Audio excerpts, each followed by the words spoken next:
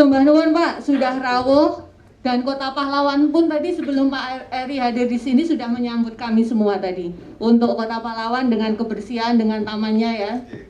Mulai tadi malam teman-teman sudah hadir di sini dan tentunya tadi malam kita juga sudah menikmati kuliner yang nendang ya.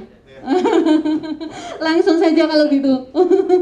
Langsung saja saya todong ini tadi. Kebetulan ini tadi Kang Marhen sudah, untuk Mas Rahmat juga sudah. Kita ini ngomongin tentang perang melawan corona belum usai Pak. Kita bisa apa? Karena Surabaya ini sebagai pusat kota dari Pemprov Jawa Timur, dari Provinsi Jawa Timur, pastinya punya kendala, punya hambatan, tantangan berat sebagai jantung kota. Dengan masyarakat yang tentunya heterogen ya Pak, banyak juga pendatangnya. Monggo, langsung saja Mas Heri. Nggih, matur nuwun. Assalamualaikum warahmatullahi wabarakatuh. Waalaikumsalam. Kalau kita bicara terkait dengan hambatan buat saya yang diajarkan beliaunya, orang tua saya, Pak Bambang Deha. Beliau adalah guru saya juga. Tidak ada hambatan dalam hidup kita ketika kita mau yakin dan mau berusaha. Dan itu dibuktikan betul ketika COVID di Surabaya naik di bulan Juli, Agustus.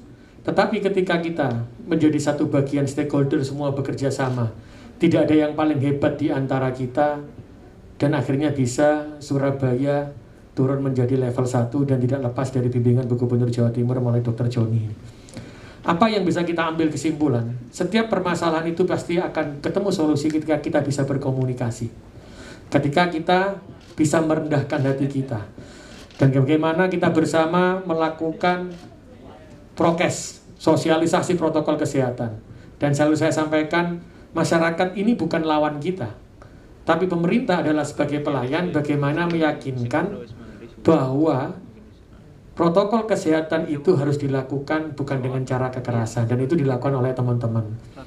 Dan kita juga punya orang-orang yang hebat, pentahelik di kota Surabaya, ada Dr. Windu, WST dan semuanya, yang selalu saya minta terus pendapatnya, sehingga kami diberikan arahan, dan kami berjalan bersama. Terus ada hubungan yang pas dengan provinsi, dengan semua stakeholder, itu akhirnya semua kita terapkan dan itu turun. Dan saya punya cerita terkait dengan COVID waktu itu.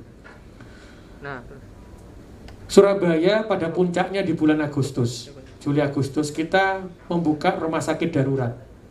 Rumah sakit darurat itu ada di lapangan tembak. Di situ semua oksigen habis. Saya hampir menyerah waktu itu. Saya hanya berdoa, ya Tuhan, kalau ini habis oksigennya, berarti seluruh orang yang ada di rumah sakit pada hari itu, sekitar 50 orang akan meninggal dunia. Karena sudah tinggal tipis. Dan seluruh Surabaya, seluruh Jawa Timur itu sudah tidak ada. Saya dilapori Kepala Dinas Kesehatan. Setelah itu, saya baru telepon subuh jam 3:30, saya WA Bu Gubernur. Setelah subuh, Bu Gubernur menelpon saya, ditanya, kenapa Pak Wali? Saya sampaikan, Bu, ini tidak bisa karena harus ada oksigen. Ternyata di provinsi waktu itu Dr. Joni mungkin masih ada satu pengisi oksigen, langsung dibawa ke rumah sakit darurat. Disitulah saya menyimpulkan sebenarnya, di dalam dunia ini, dalam sebuah kepemimpinan tidak ada yang sempurna, tapi persaudaraan, kekuatan kita bersama untuk NKRI, untuk kekuatan, untuk kepentingan umat, itu yang paling penting di atas segalanya. Dan itulah kenapa ketika saya menghadapi COVID-19 di kota Surabaya yang melonjak, ada yang berdoa, ulama dengan bagiannya berdoa setiap hari, selalu mengatakan khotbah Quran. Ada lagi yang bergerak, saya memanggil, Surabaya memanggil. Di situ ada 2.000 orang lebih yang menjadi agen-agen perubahan di kota Surabaya tanpa dibiayai oleh APBD. Bahkan anak universitas, perguruan tinggi semuanya turun. Mohon maaf, mobilnya Alphard Mas, tapi dia mau mengangkat namanya oksigen. Ada yang menyetir ambulan, ada yang di sana. Ada yang mengangkat jenazah. Dan saya tanya, kenapa kamu punya Alphard, kenapa kamu ini kok mau turun? Satu catatan saya, mereka mengatakan, Pak Wali, Mas Wali, kalau manggil saya Mas atau Cak, mungkin hari ini kalau ada teman-teman manggil saya Cak Wali aja. Kalau manggil Pak ada batas saya dengan panggil Cak saja. Saya selamanya jadi Cak Surabaya, orang Surabaya. Kata Pak Bambang Deha, ini wali kota kan hanya jabatan, ngatain Pak G. Gak dibawa mati, jadi saya panggil Cak saja biar kita dekat. ada hubungan kekeluargaan. Di situ saya tanya, kenapa kamu kok mau? Cak Wali, saya lihat perjuangannya Cak Wali. Cak Wali tidak pernah ngersulo, dan Cak Wali ini selalu mengatakan bahwa pembangunan dan penyelesaian masalah itu bukan karena wali kotanya yang hebat, tapi karena masyarakatnya yang hebat dan semua stakeholdernya yang hebat. Disitulah saya baru terbuka ya. Ternyata dalam membangun ini adalah kebersamaan. Dalam membangun ke kota adalah sebuah kekuatan, di mana Cak Wali selalu katakan bahwa Indonesia, khususnya di kota Surabaya, menjadi kota pahlawan perjuangan 10 November, itu adalah kekuatan kebersamaan. Dan alhamdulillah dengan kebersamaan itu Mbak, Surabaya bisa turun kembali. Dan saya pastikan di sini itu bukan karena hebatnya wali kota, tapi itu karena kehebatan warga Surabaya. Buktinya bantuan yang diberikan kepada kota Surabaya, meskipun masa pandemi loh Mbak, masa pandemi ini yang sudah 1,5 tahun lebih, hampir 2 tahun, semua perusahaan investor itu sudah tidak bergerak kan? Keuntungannya juga kecil, tapi berapa yang datang? Puluhan miliar yang datang, bahkan ratusan miliar.